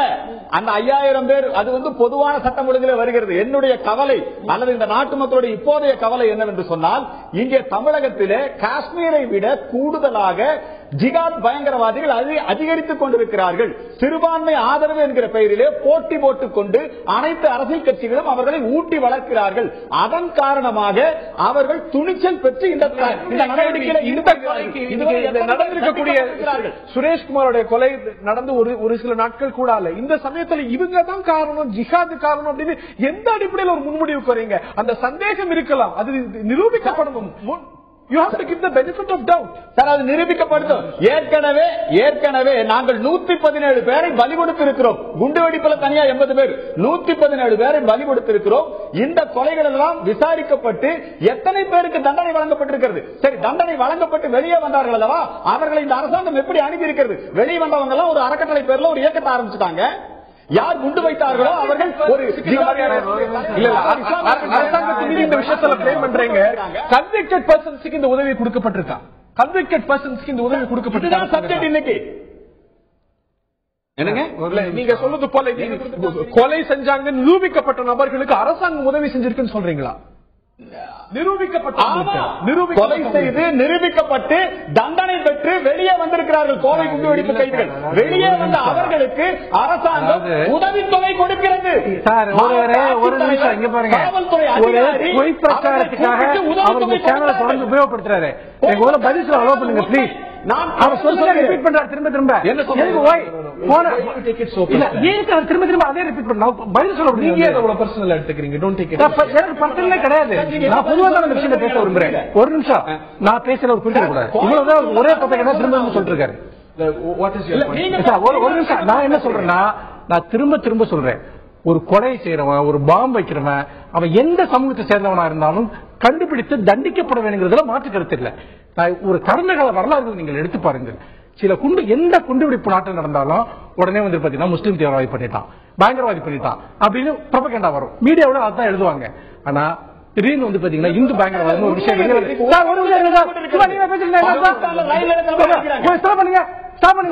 மக்கள் முஸ்லீம் குண்டு வச்சது யார் சார்? சம்ஜிதா சைட்ல குண்டு வச்சது யாரு சொல்லுங்க? யார் குண்டு வச்சாங்க? இங்க தமிழ்நாடு பிரச்சனை நடக்குது. நிறுத்துங்க ஒரு நிமிஷம். குண்டு வச்சவங்க யாரு? அதுவும் நிரூபிக்கப்படல. குண்டு வச்சவங்க நீங்க கண்டுபிடிச்சு நடவடிக்கை என்னன்னு கேட்டீங்க. அவர் என்ன பேசுறதுக்காக திரும்ப திரும்ப பேசுறாரு.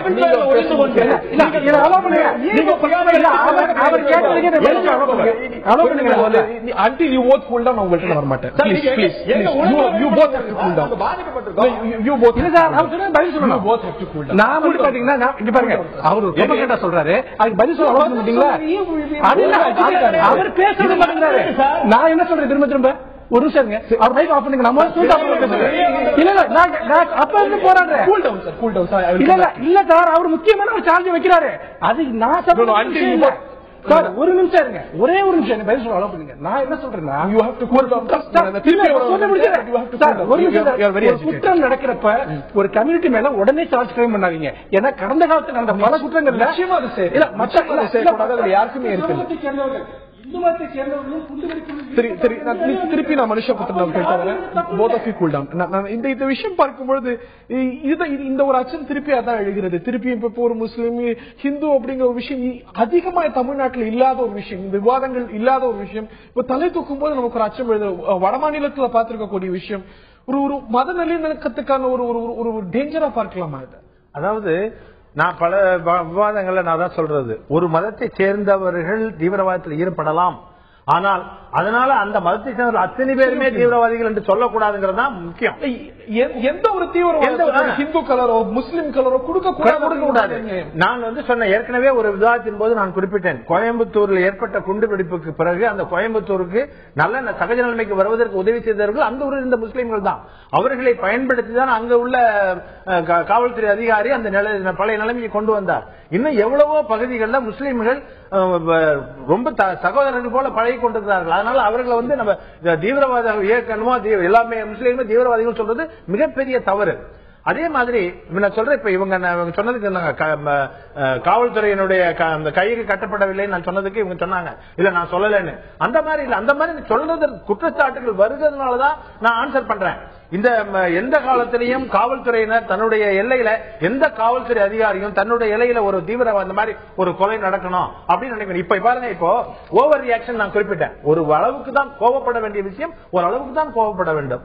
அளவுக்கு மீறி கோபப்பட்டோம் சொன்னா நிச்சயமாக அது மர்டர் தான் போய் நினையும். இவர்களுக்கு சொல்ல பேசுவதற்கு இவருக்கு என்ன உரிமை இருக்கிறதோ அதே உரிமை அவருக்கு இருக்கிறது. ஆக ரெண்டு பேரும் பேசுறதுக்கு விடணுமே தவிர அளவுக்கு மீறி கோபப்பட்டு சத்தம் போட்டோம்னாக்கா நிச்சயமாக அது எங்க போய் நிற்கும்? அதுதான் இந்த மர்டர்ல போய் முடிக்கிறது. நீங்க அட்வைஸ் பண்ணாதீங்க, உங்க பாயிண்ட் சொல்லுங்க. நான் உங்களுக்கு அட்வைஸ் பண்ணல, உங்களுக்கு நீங்க என்ன சொல்லணுமோ இந்த விஷயத்தை அதை மட்டும் அந்த மர்டருக்கு தான் அட்வைஸ் சொல்லிருக்கீங்க. அந்த மாதிரி அளவுக்கு மீறி கோவப்படுபவர்கள் தான் இந்த மர்டர் எடுத்து போவாங்க.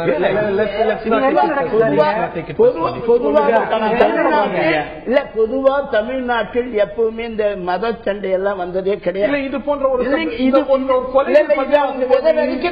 இந்த பேசக்கூடிய பேச்சுக்களை பார்த்தால் இந்த விதையை ஊன்றிக் கொண்டிருக்கிறார்கள். மத சண்டை தடுக்க வேண்டிய பொறுப்பு இல்லை, தடுக்க வேண்டிய பொறுப்பு அரசாங்கத்துக்கு இருக்கிறது. தடுக்கும் இது பாதிக்கப்பட்ட யாராக இருந்தாலும் இதுவரையில் கிடைத்த தகவலின் படி கூட இன்று வரை அரசு கிடைத்திருக்கிற தகவலின் படி கூட இது மத சண்டையாக இல்லை.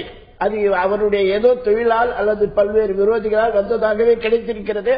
அது மத சண்டையா இல்லையா என்பது நாங்கள்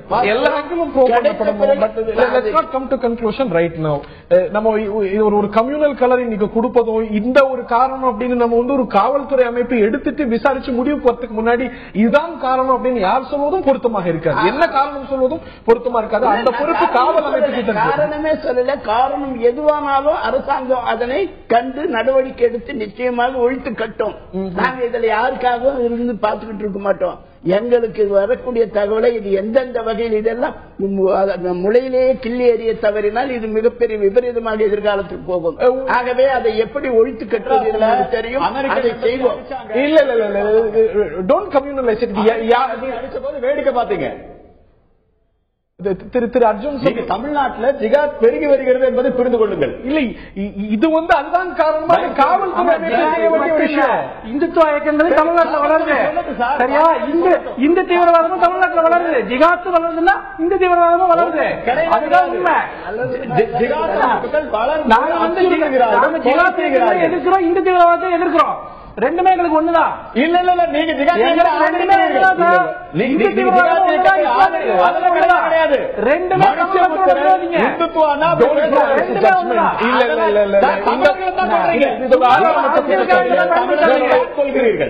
திரு அர்ஜுன் சம்பத், இது உங்கள் இருவரை பற்றியதல்ல, மதங்களை பற்றியதல்ல. இது ஒரு நடந்திருக்கும் கொடூரம் என்ன யாரால் செய்யப்பட்டிருந்தாலும் என்ன காரணத்துக்காக செய்யப்பட்டிருந்தாலும் அது விசாரிக்கப்பட்டு தெரிய வர வேண்டுமே தவிர இன்னைக்கு நம்ம ஒரு கன்க்ளூஷன் வந்து இதனால் இவரால் இந்த அமைப்பால் அப்படின்னு எங்கள் தொண்டர்கள் எங்கள் தலைவர்கள் கொலை செய்யப்பட்டிருக்கிறார்கள். இல்ல அது நிச்சயமாக நிச்சயமாக தண்டிக்கப்படக்கூடியது. ஆனால் தண்டிக்கப்பட வேண்டியது. ஆனால் இதுதான் இதை சரி பண்ணணும் இல்லையா? இதை தடுக்கணும், இதை சரி பண்ணணும் இல்லையா? இதை தடுக்கணும், இதை சரி பண்ணணும், எல்லாரும் சேர்ந்து இது வாங்கணும். சொன்னமா எல்லாரும்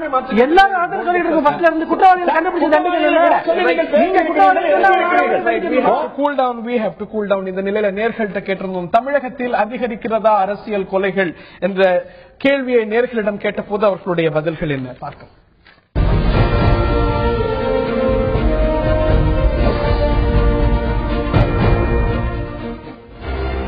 ஆம் என்று 61%, இல்லை என்று 16%. இது தமிழகத்துக்கு மட்டும் உரிய விஷயம் இல்ல, நாடு முழுவதும் தான் அதிகரிச்சிட்டு இருக்கு அப்படின்னு 23% சொல்லியிருக்கிறார்கள்.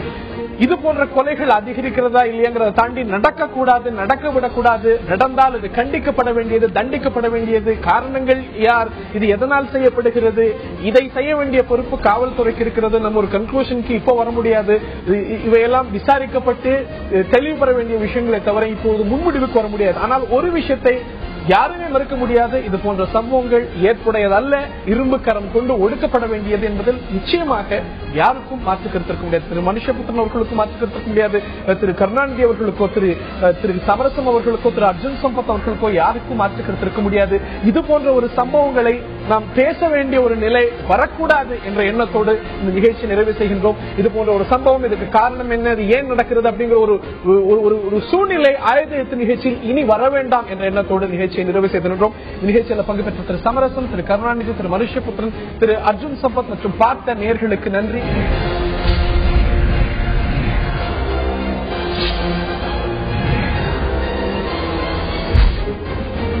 ஆயுத எழுத்து நீட்சிக்கு உங்கள் அனைவரையும் அன்போடு வரவேற்கின்றோம். கசப்பு மருந்து வந்தே விட்டது, சில கடுமையான நடவடிக்கைகள் மேற்கொள்வோம் என்று நரேந்திர மோடி சரியா ஒரு வாரம் முன்னாடி சொல்லியிருந்தார். போன சனிக்கிழமை சொல்லியிருந்தார். ஒரு வாரம் முடிவதற்கு முன்பாக முதல் கசப்பு மருந்து புகுத்தப்பட்டுள்ளது. பயணிகள் கட்டணம் 14% உயர்த்தப்பட்டுள்ளது. இது கசப்பு மருந்தா, ஏற்க வேண்டிய கசப்பு மருந்தா, அல்ல மக்கள் விரோத செயலா? சில எதிர்கட்சிகள் குற்றம் சாட்டுவது போல அல்ல, கசப்பு தான், நிச்சயமாக மக்கள் அவதிப்படக்கூடிய விஷயம்தான், ஆனால் தவிர்க்க முடியாததான். இதைத்தான் இந்த நிகழ்ச்சியில விரிவாக நாம் விவாதிக்க இருக்கின்றோம்.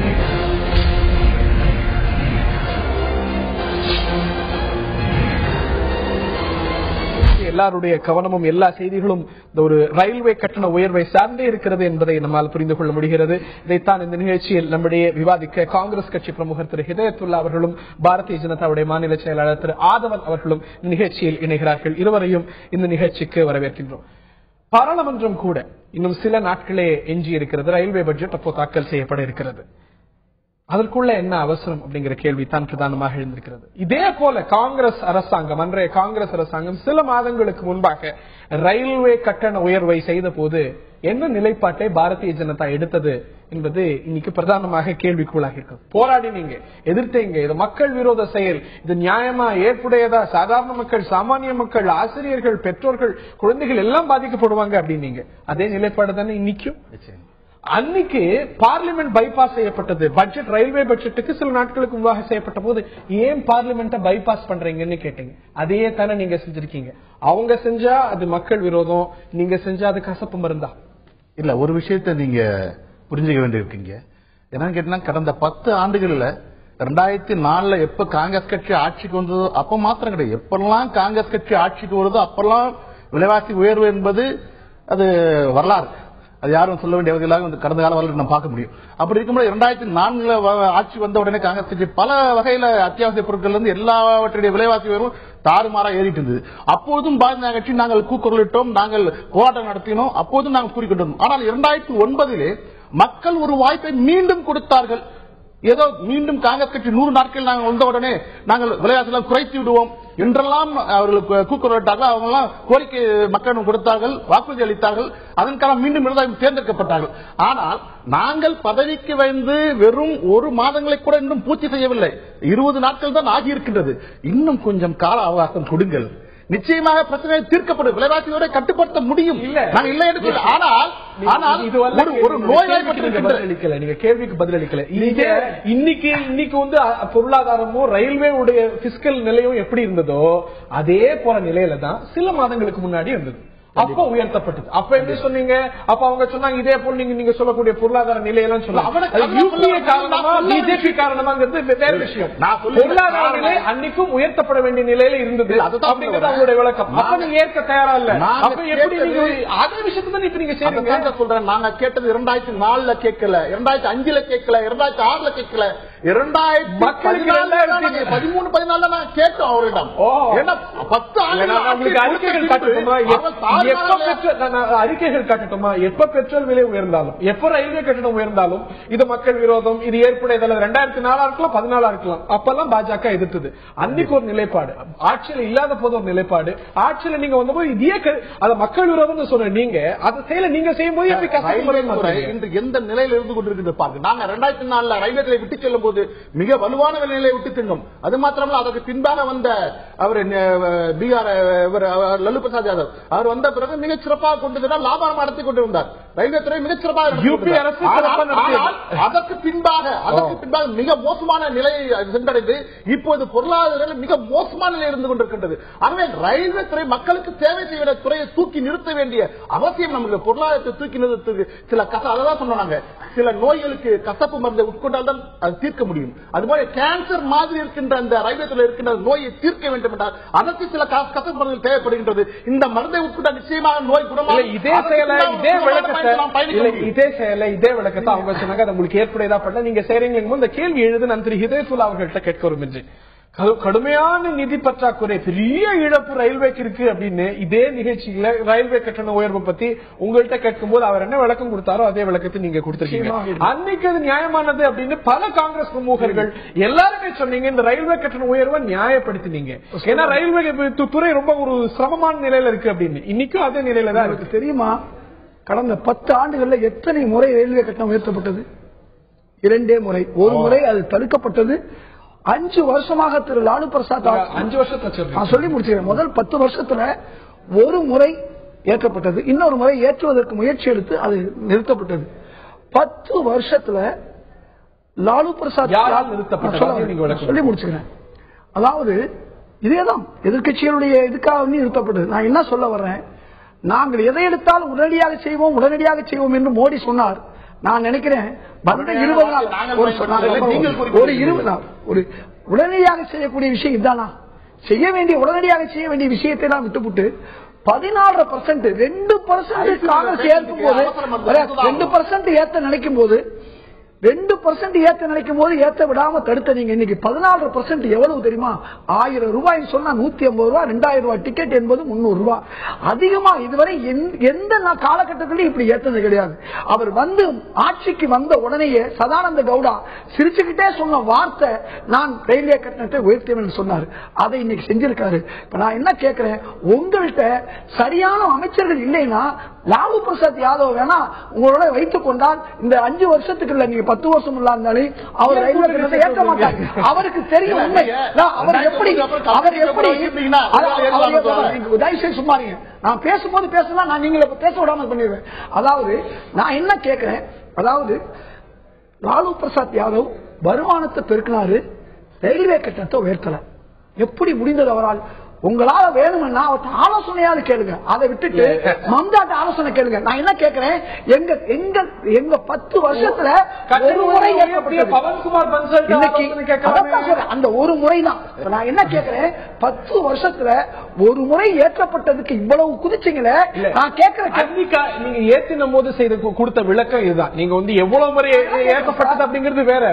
ஏற்றப்பட்ட போது இவ்வளவு சுமை இருக்கிறது, ஏற்றுவது தவிர்க்க முடியாது அப்படிங்கறத நீங்க கொடுத்த விளக்கம். என்ன புள்ளி விவரத்தை அவங்க சொல்லி நியாயப்படுறாங்களோ அதே புள்ளி விவரங்கள், அதே விளக்கங்கள், அதே காரணங்கள் தான் உங்களால இன்னைக்கு மக்கள் இன்னைக்கு ஏற்றப்பட்ட சுமைக்கு நீங்க இன்னைக்குள்ள காரணம் சொல்லாதீங்க. இன்னைக்கு இந்த அளவுக்கு ஏற்றப்பட்டதுக்கு என்ன தெரியுமா சொல்றாங்க? இன்னைக்கு ஆங்கில ஊடகங்கள் என்ன சொல்லுது தெரியுமா? இவர் சொன்ன மாதிரி இவங்க ஏத்துனா கசப்பு மருந்து யூபிஏ ஏத்துறதா இருந்தாங்க, அதை நாங்க ஏத்திட்டோம். எப்படி வார்த்தைகள் பாருங்க, அதை கூட எப்படி கொண்டு வர்றாங்க. முடிவு எடுத்து செய்தோமா இல்லையா என்பதுதான் முக்கியம். நாங்க செய்யல. தொடர்ந்து மக்கள் தலையில சுமையை சுமத்தக்கூடாது என்பதற்காக வேண்டி 10 ஆண்டுகளாக செய்யாத ஒன்றை கடைசி நேரத்தில் செய்ய வந்த ஒன்றை நீங்கள் தடுத்தீர்கள். 2% கூட ஏற்ற முடியாத ஒரு சூழல். ஆனா அன்னைக்கு நீங்க குதின்னு குதிச்சீங்க. இன்றைக்கு வந்த 15-20 நாள்ல நான் கேட்கிறேன், பட்ஜெட்டுக்கு அடுத்த மாசம் இன்னும் ஒரு 15-20 நாள் இருக்கு. ஏன் இவ்வளவு தவறு? நான் என்ன கேட்கிறேன், ஒரே ஒரு விஷயம் முடிச்சுக்கிறேன். மோடி அவர்கள் வளர்ச்சி, விலைவாசியை குறைப்போம், நாங்க அதை செய்வோம் இதை செய்வோம் பொய் சொல்லி வந்தீங்களே, ஏன் இந்த தவறை செய்தீர்கள்? இந்த கேள்வி காங்கிரஸ்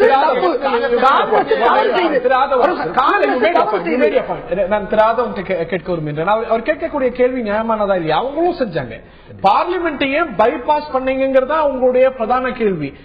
ரயில்வே பட்ஜெட் வரத்துக்கு முன்னாடி ஏன் கட்டணத்தை உயர்த்தினாங்கன்னு ஒவ்வொரு பாஜக தலைவரும் ஒவ்வொரு விவாத நிகழ்ச்சியிலும் ஒவ்வொரு பேட்டியிலும் சொன்ன ஒரு விஷயம். ரயில்வே பட்ஜெட் தாக்கல் செய்யறதுக்கு இன்னும் சில நாட்கள் இல்லை, ஏன் அது வரைக்கும் பொறுக்கல? ஏன் பார்லிமெண்ட் 25ஆம் தேதியில இருக்கு. பார்லிமெண்ட் பைபாஸ் பண்ற நோக்கம் கிடையாது, பார்லிமெண்ட் பைபாஸ் பண்ண அவசியம் கிடையாது. அதுதான் சொல்ல வரோம். பார்லிமெண்ட் காலத்தின் கட்டாயம். இப்போது வந்து பாத்தீங்கன்னா இருக்கின்ற ரயில்வே நிர்வாகத்தை தூக்கி நிறுத்த வேண்டிய மிகப்பெரிய கடமை எங்கிட்ட இருக்கின்றது. மக்களுக்கு சேவையாற்றுகின்ற ஒரு மிகப்பெரிய துறை அது. இப்போ அந்த அப்படிப்பட்ட ஒரு துறையை நாம் தூக்கி நிறுத்த சொன்னாங்க. அரிசியில் ஏத்தாம விட்டாங்களா, பருப்புல ஏத்தாம விட்டாங்களா, உப்புல ஏத்தாம விட்டாங்களா, விளையாட ஏத்தாம விட்டாங்களா, எல்லாத்துலயும் ஏத்தாங்க.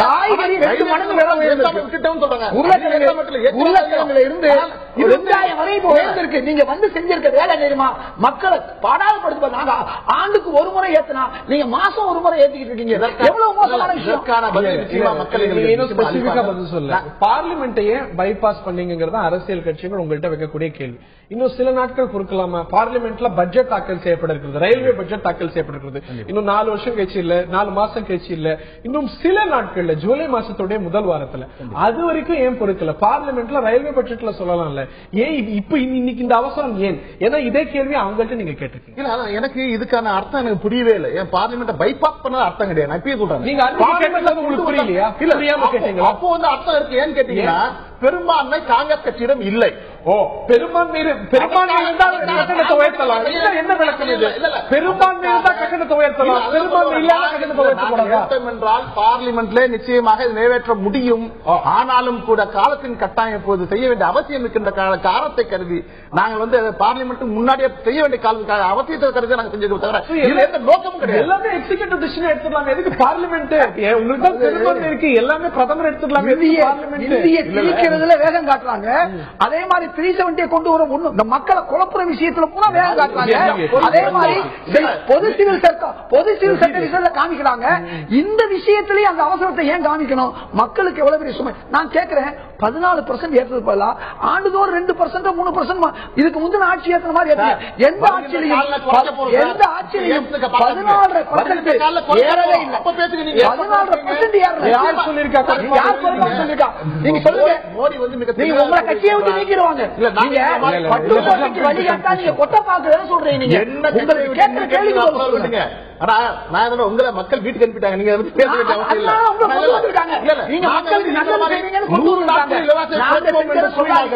குறைக்க முடியல. 5 வருஷம் சொல்லாதீங்க. எங்களை வீட்டுக்கு அனுப்பிட்டாங்க, உங்களை கொண்டு வந்திருக்காங்க. குறைப்பது காலாக கொடுக்கல. ஆனா 100 நாள் கேளுங்க, நிச்சயமா எங்களுடைய விலைவாசி பல 100 நாளைக்கு ஹிதாயத்துல்லா ஏன் இந்த அவசரம் என்று கேட்கிறார். அது அவசரமா அவசியமா இந்த ஒரு கட்டண உயர்வு? நரேந்திர மோடி அரசாங்கத்துடைய முதல் கசப்பு மருந்து, அதாவது 14% மேல 14% ரயில் கட்டணம் உயர்த்தப்பட்டிருக்கிறது, பயணிகள் கட்டணம் உயர்த்தப்பட்டிருக்கிறது, சரக்கு கட்டணமும் உயர்த்தப்பட்டிருக்கிறது ஏறத்தாழ 6% அளவுக்கு. இது தவிர்க்க முடியாத ஒரு கடுமையான நிதிச்சுமையில் தான் ரயில்வே இருக்கிறது அப்படிங்கறதுல மாற்றுக்கிறது இல்லை. இது தவிர்க்க முடியாத ஒரு விஷயமா இல்ல, மக்கள் மீது சுமத்தக்கூடிய சுமையா, இந்த சுமையை மக்கள் மீது சுமத்தாமல் தவிர்த்திருக்கக்கூடிய வாய்ப்புண்டா, இதைத்தான் இந்த நிகழ்ச்சியில் விரிவாக நாம் பேசி வருகின்றோம். நான் திரு ஆதவன் அவர்கள்ட்ட, பாஜகவின் திரு ஆதவன் அவர்கள்ட்ட கேட்க விரும்புகின்றேன். 8000 கோடி சுமைய அரசாங்கத்துக்கிட்டே எளிமையா மக்கள் மீது சுமத்திக்கிட்டீங்க. திருப்பியும் கேட்கிறேன், இதெல்லாம் நீங்க எதிர்த்த விஷயம், இதெல்லாம் அரசாங்கம் செய்ய வேண்டிய விஷயம். இதோட விளைவுகள் மோசமா இருக்கும். சரக்கு கட்டணம் உயர்ந்தா இதோட விளைவு பல மடங்கு இருக்கும். சரக்கு கட்டணமும் உயர்ந்திருக்கிறது, பயணிகள் கட்டணமும் உயர்ந்திருக்கிறது. அவர் சொன்னது போல 2-3% இல்ல 14%. இதனால 14% எல்லா மக்களும் பாதிக்கப்படுவார்கள். இதனது விளைவுகள் அப்படிங்கிறது மிக மோசமா இருக்கும். ஏற்கனவே நீங்க இது தெரியும், அவங்களோட ஆட்சி காலத்துல இருந்து ஒரு பிரைஸ் ரைஸ், இந்த ஒரு இன்ஃபிளேஷன் ஆனது தொடர்கிறது. அதுல இது வேற அப்படிங்கும் பொழுது சாமானிய மக்களை நீங்க இந்த ஒரு பிரச்சனையில இருந்து தவிர்த்திருக்கலாமே, இன்சுலேட் பண்ணிருக்கலாமே. நீங்க சொன்ன மாதிரி இந்த இன்ஃபிளேஷன் சொல்றீங்களா, இது வந்து பாத்தீங்கன்னா மிகப்பெரிய ஒரு பினான்சியல் இன்டிசிப்ளின் இந்த நாட்டுல கடந்த ஆட்சி காலத்துல 10 ஆண்டுகளாக செய்யப்பட்டதன் விளைவாக மிக மோசமான நிலையிலே இந்த நாட்டின் பொருளாதாரம், பேருக்கு சொல்லுவாங்க மிகப்பெரிய பொருளாதார வல்லுநர் மன்மோகன் சிங், அவர் தான் பிரதமர் இருந்தார். அவரை விட மிகப்பெரிய பொருளாதார வல்லுநர் சிதம்பரம் சொல்லுவாங்க. அவர்தான் இது போன்ற நபர்கள் பொருளாதார வல்லுநர்களாம் இருந்தும் கூட நாட்டின் பொருளாதாரத்தை மிக மோசமான நிலைக்கு தள்ளிவிட்டதன் காரணமாக ஒரு சில நடவடிக்கைகள் கடுமையான எடுத்தால்தான் இது மீண்டும் தேர்தல் பிரச்சாரத்துல இதெல்லாம் சொன்னீங்களா? இந்த மாதிரி கடுமைகள்லாம் நாங்க செய்வோம், மன்மோகன் சிங் சீரழித்து விட்டார், அதனால நாங்க இந்த கசப்பு மருந்தை கொண்டு வருவோம் அப்படின்னு தேர்தல் பிரச்சாரத்துல சொல்லல. மாறா நீங்க பெட்ரோல் விலை, டீசல் விலை எல்லாம் கண்டிச்சீங்க. இந்த கட்டண உயர்வை செய்யாமலேயே நீங்க நிர்வாகத்தை, ரயில்வே நிர்வாகத்தை கையாளலாம்னு அரசாங்கத்துக்கு ஆலோசனை செஞ்ச நீங்க உங்களுடைய ஆலோசனைய உங்க அரசாங்கமே ஏற்கல, பாஜகவின் ஆலோசனைய பாஜக அரசாங்கம் ஏற்கலையா? இல்ல, அந்த நாங்க முன்னாடி சொன்ன விதம் வேற. இப்போ நாங்க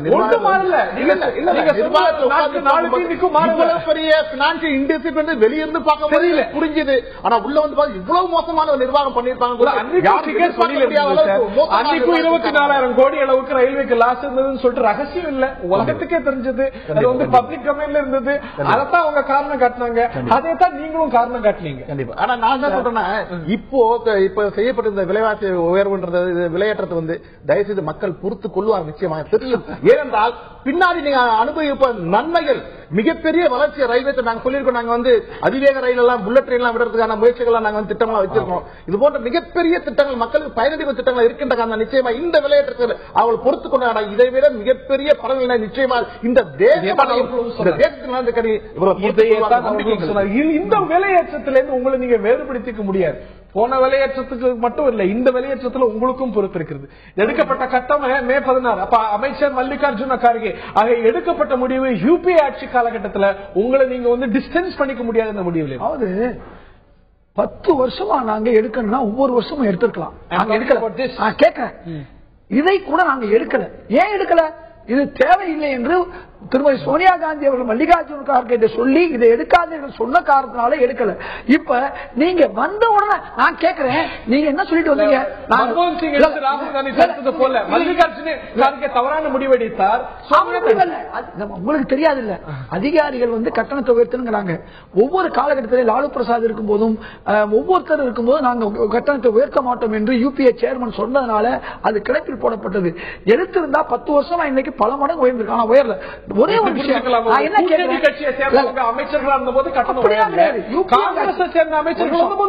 யூபிஏ ஆட்சி ஒரே ஒரு விஷயம், அது கூட்டணியா இருக்கட்டும் யாரா இருக்கட்டும், நான் என்ன கேட்கிறேன், காங்கிரஸ் தவறு செய்தது. நாங்கள் வளர்ச்சியை தான் சொல்லுவோம், நாங்க விலைவாசி உயர்வை செய்ய மாட்டோம், ரயில்வேல நாங்க கட்டணத்தை உயர்த்த மாட்டோம் அப்படின்னு சொல்லிட்டு மக்களுக்கு பொய்யான வாக்குறுதியை கொடுத்து நீங்க வந்தீங்க. நான் கேட்கறது, உங்க வாக்கு உங்களை எதுக்கு நம்புறாங்க? காங்கிரஸ் கட்சியை உயர்த்த மாட்டோம், ரயில்வே கட்டணத்தை உயர்த்த மாட்டோம் ஏதாவது ஒரு இடத்துல சொன்னாங்களா? மோடி அவர்கள் நான் ஆட்சிக்கு வந்தா ரயில்வேல 14% ஏத்துவேன், அதை நீங்க கசப்பு மருந்த நீங்க எடுத்துக்கணும் அப்படி எனக்கு ஓட்டு போடுங்கன்னு அவர் சொன்னாரா? ரயில்வே கட்டணத்தெல்லாம் உயர்த்துவோம் அப்படின்னு சொன்னாங்க. நீங்க ஆட்சிக்கு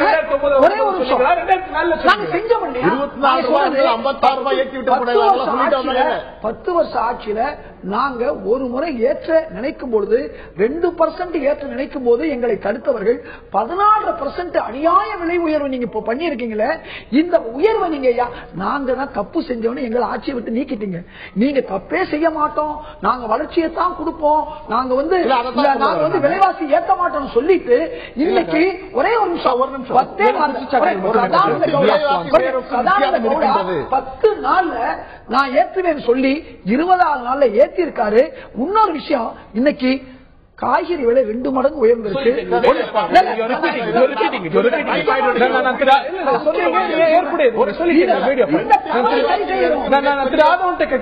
நீங்க டாக்ஸ் டெரரிசம் அப்படி நீங்க அவங்களுடைய ஒரு பாலிசியை இது ஃபேர் டெரரிசம் விமர்சிக்க மாட்டாங்களா? டாக்ஸ் டெரரிசம் இது வந்து இன்கம் டாக்ஸ் இது வரி தீவிரவாதம் அப்படின்னு அவங்களோட கொள்கையை விமர்சிச்சீங்க. அதே போல இது கட்டண தீவிரவாதம் விமர்சிக்க மாட்டாங்களா? இல்ல ஒரு சொல்லுவோம் என்ன கேட்டீங்கன்னா, இந்த விலைவாசி உயர்வுன்றது 2 வித்தியாசம். ரெண்டுத்துக்கும் காங்கிரஸ் கவர்மெண்ட் செஞ்சது வந்து மிஸ் மேனேஜ்மெண்ட், தவறான நிர்வாகத்தின் காரணமாக விலை ஏற்றப்பட்டது. ஆனால் பாரதிய அரசு செய்வது மிஸ் மேனேஜ்மெண்ட் இல்ல, இருக்கின்ற கோளாறுகளை சரி செய்வதற்காக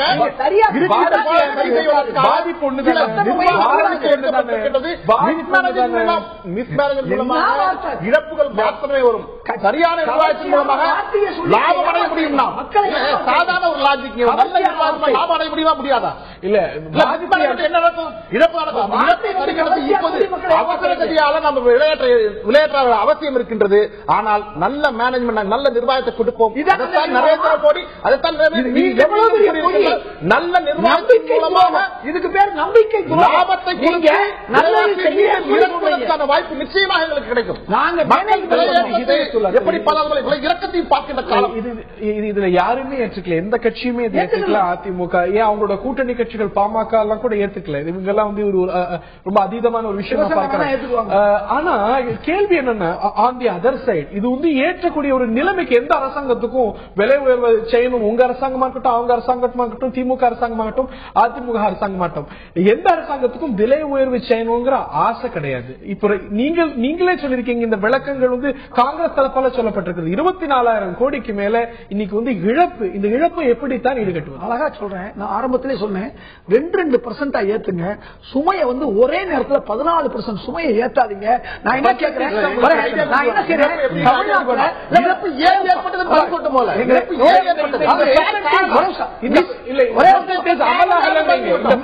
யார் ஆட்சி காலத்தில் நிர்ணயிக்கப்பட்டது? நான் கேட்கிற கேள்வி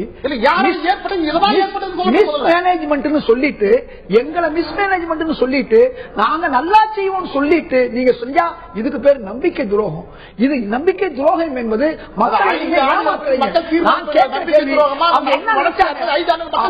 அவங்க ஏன் ஓட்டு போட்டாங்க? நீங்க நல்லது செய்வீங்க, காங்கிரஸ் வந்து காங்கிரஸை விட நீங்க நல்லது செய்வீங்க நினைச்சாங்க. ஆனா அதை சொல்லி கவர்ச்சிகரமான வார்த்தையை சொல்லி நீங்க ஏமாத்துனீங்க. அப்ப நாங்க பணவீக்கம் என்னாச்சு?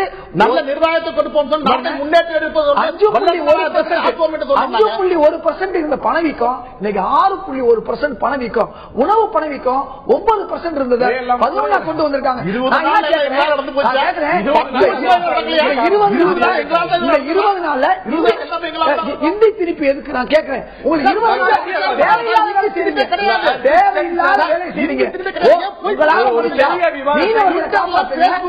மீனவர்களை காப்பாத்துங்க, காவிரி பிரச்சனையில நல்ல முடிவு எடுங்க. அதையெல்லாம் விட்டு போட்டு ரயில்வேல 16% ஏற்றுவது கசப்பு மருந்தா, பலன் அளிக்குமா, மேலும் துன்பத்தை தான் மக்களுக்கு கொடுக்குமா? எல்லாம் நாம் பொறுத்திருந்து பார்க்க வேண்டும். முதல் கசப்பு மருந்து வந்திருக்கிறது, மேலும் பல கசப்பு மருந்துகள் காத்திருக்கின்றனவா? பொறுத்திருந்து தான் பார்க்க வேண்டும். நிகழ்ச்சியில் பங்கு பெற்ற திரு ஆதவன், திரு ஹிதயத்துல்லா மற்றும் பார்த்த நேயர்களுக்கு நன்றி தெரிவித்து விடைபெறுகின்றோம். வணக்கம்.